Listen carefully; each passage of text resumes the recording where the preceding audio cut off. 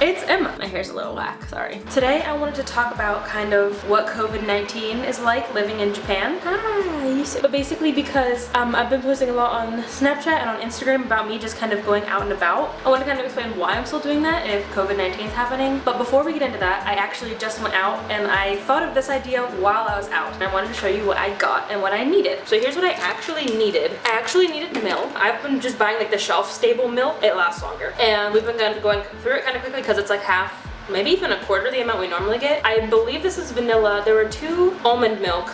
This says almond. I can read a little bit of Japanese, which is good. And the other one said original, so I'm assuming this one is vanilla. And then this one is soy milk. And I chose this one specifically for 2 reasons. This says sugoi, which means like awesome. I figured if it says it's awesome, it must be awesome. And then this is Hokkaido, the northernmost region in Japan. They are known for their milk, specifically their cow's milk, but I figured if they make good cow's milk, they probably make good soy milk too. That's truly the only thing I needed. This was kind of a need. I needed some juice because my kombucha is up there brewing and Dan drank the rest of my juice. But it worked out because now I get to try a new flavor. I found cranberry pomegranate juice. That's truly all that I needed or sort of needed. This was an impulse buy.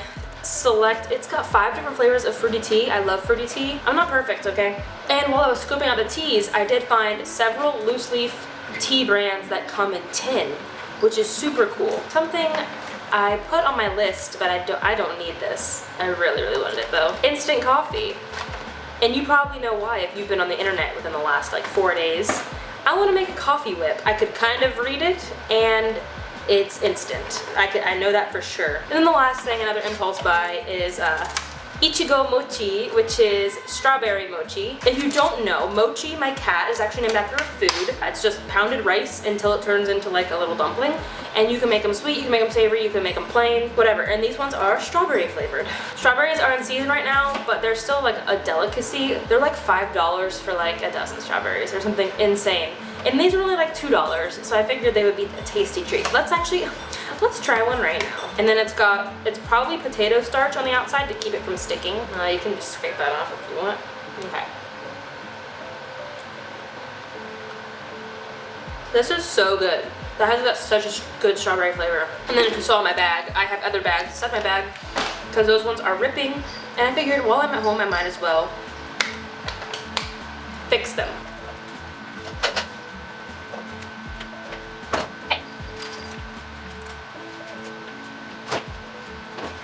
Dan's gonna think I'm absolutely bonkers for buying more milk. I'm gonna try to make the coffee whip and then we'll get into this video. Finally.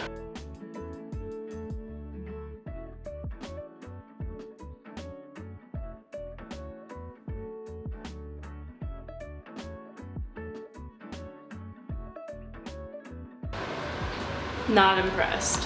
Everywhere I've read said that you need to whip for like 5 minutes, and I did. It's not even close to foamy. So that's depressing. Let me know if this just doesn't work, because I noticed that I've never used or seen instant coffee before, but the ones I have seen in Japan are like chunks, and I don't know if maybe that's the wrong one. I'm gonna go ahead and pour this into a mug and heat it up with some soy milk and have a latte anyways, because I really wanted some coffee today. Okay, so I'm gonna try this potentially vanilla almond milk that I just bought. I'm just gonna drink it straight from here because I'm an animal. That's amazing. It tastes like almond. If you've tried like Blue Diamond, is that the company? Almond milk? It does not taste almondy. It tastes like almond butter mixed with milk, and it's really good. Okay. I'm gonna clean up my mess and then we're gonna get on with story time. Even though I didn't make whipped coffee, this is really good. I was not expecting to be impressed with instant coffee, but that's pretty darn good. Okay, let's move on.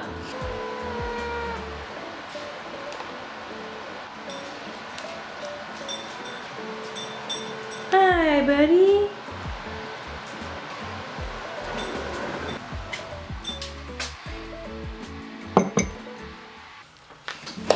I just want to acknowledge something. I left the air on that entire time.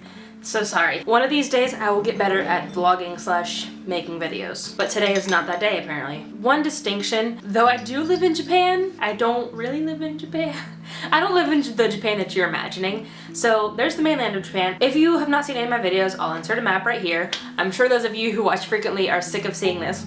where I live. But basically, I like to describe this as Okinawa is to Japan as Hawaii is to the United States. Okinawa was its own kingdom until World War II, where Japan took over control, and that was the end of the Ryukyu Kingdom. Okinawa is technically the entire prefecture south of the mainland of Japan, Okinawa Honto, which literally translates to True Okinawa, which is the main island that we live on, just to show you where we are in the world. When they're reporting numbers for Japan, while they are including numbers for Okinawa, we are not concerned with the numbers outside of Okinawa, because who cares if there's 1,000 cases in Tokyo if I'm not going to Tokyo? That's just the distinction that I want to make right off the bat.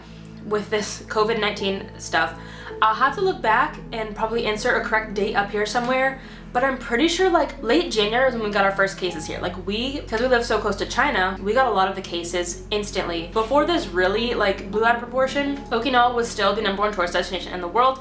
We are getting a lot of cruises, a lot of tourists specifically from China. We had 3 cases right off the bat. They all came from the cruise ship. Well, 2 of them came from the cruise ship and one of them was a taxi driver who transported someone from the cruise ship. Those 3 cases recovered and they are now functioning as normal. They have healed and they have overcome COVID-19. But here we are, first day of April, actually today's April 1st, and now we still count those 3 cases. I don't know why. I'm just not gonna count them. Those are done. We have 4 or 5. We have 5 new cases on island, which sounds like very, very few to most people if you're watching in Europe or in the US, because you're like, my hometown had 5 cases today alone, and that's quite insane. But please keep in mind the scale of this island. This island is 1/3 the size of Rhode Island alone. The potential for it to blow up and infect potentially everyone on this island is very, very high. That's kind of why we started freaking out when we're like, oh no, 5 new cases, particularly because that was almost a triple increase within like 3 days, which is also kind of crazy. This is all rumors I've heard. I don't know how true any of this is, just a disclaimer. 3 of them were supposedly people who live and work here on island, not Americans. I make that distinction because a lot of Americans live here. They had all traveled through Europe, through Tokyo, and then somehow made it here before finding out the results of their test. But those people were quarantined basically instantly. Anyone they had been in contact with had been quarantined.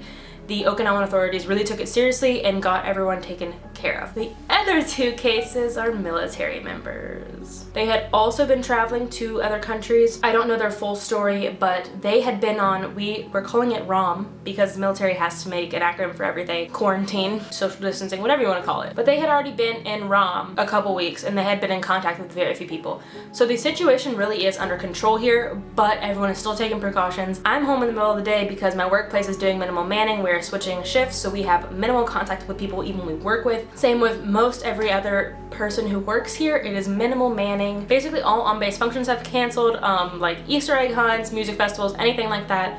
All on-base facilities that are non-essential have closed, like restaurants, bowling alley, movie theater, that stuff is closed.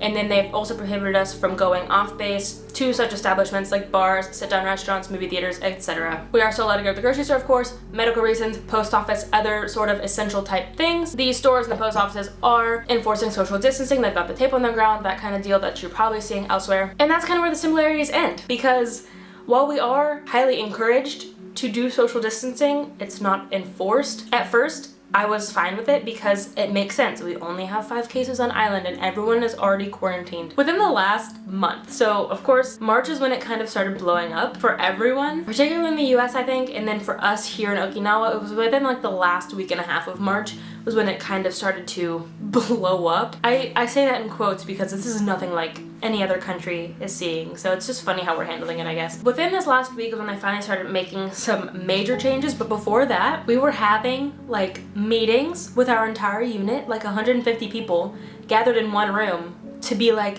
make sure you're social distancing and don't be in large crowds, and we're all looking around like, then what is this? I guess it's just funny because social distancing is not enforced here. I know a lot of cities, a lot of states are doing like mandatory lock-ins, like you can literally only leave for the grocery store or the pharmacy and that's it. But here, like you can probably hear it, there's still construction going on outside. I'm still going to work, just less. I'm still allowed to go to the beach if I want. I'm still allowed to go to the store if I want. While of course we are taking it seriously, it is escalating here. We are kind of starting to feel like we're incorporated a little bit into the rest of the world. We're starting to feel the effects ourselves. We're still in our own little happy bubble, kind of. I say kind of, because the military is starting to take it seriously, but the locals who live here are still like bro, we're fine. We're just seeing the rest of the world crash and burn basically, and we're just going about our lives, and it's really, really crazy. It's absolutely insane to be here, especially in Okinawa, because I know even mainland Japan is still like, they're not enforcing anything. They're just like, you should stay inside.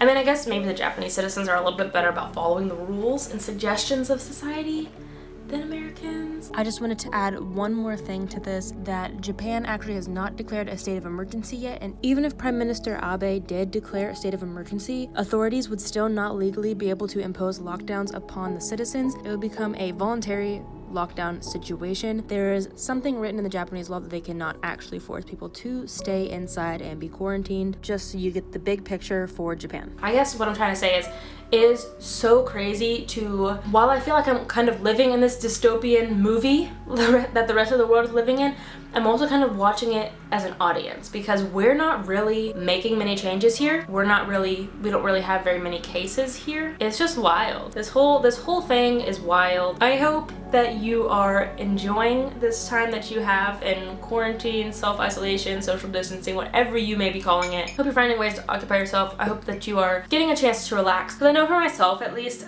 I have been dreaming for free vacation and get to do stuff that I've been wanting to do for a long time. I know it's different for me because I have that job security. I'm going to go back to my job. I know when I'm going to go back. It's not uncertain for me. I was doing online school before, so there's no changes for me. It's been very easy transition for me, and I get that, but at the same time, now I'm able to focus on my blog. I'm able to clean the house.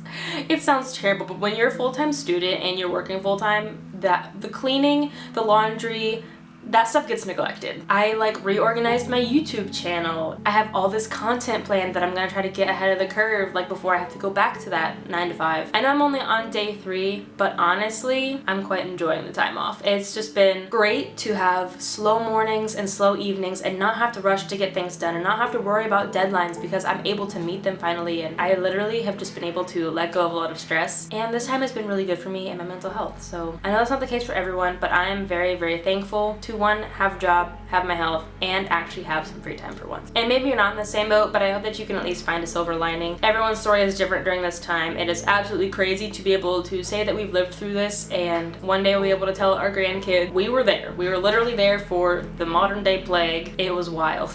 I guess it can also be scary because things are still uncertain. We don't know how long this is gonna last. I feel like every time we flatline, something crazy happens. I was just talking about like, yeah, I'm pretty sure the hype, we're flatlined. And while I think that was partially true, like I don't feel like people are panic buying so much anymore now that we understand what we're facing. It's still like the numbers in the US keep doubling every day.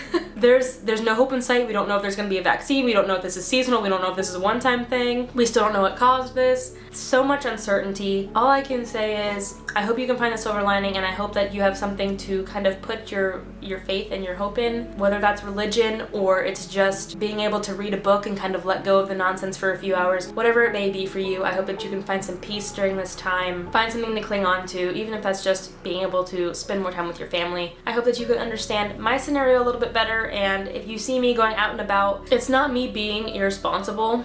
I do understand the costs, but our story here in Okinawa is completely different than what you're seeing in Europe or the rest of Asia or in the US. I hope that you can kind of put yourself in each other's shoes, see things through a different lens. Don't judge people for their actions before you actually know what they're doing. There's lots of machines going on outside. Don't mind the loud outro, but I'm just gonna get it over with.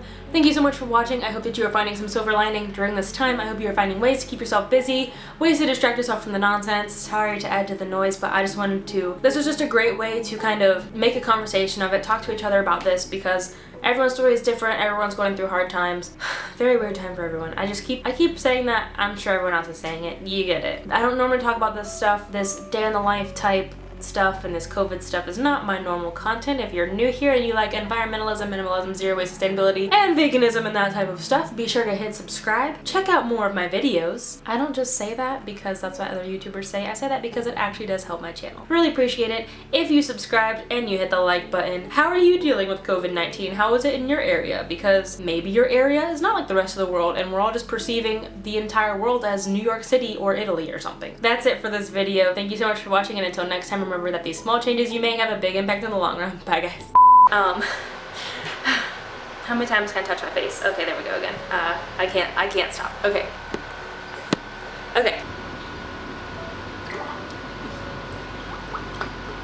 It's not being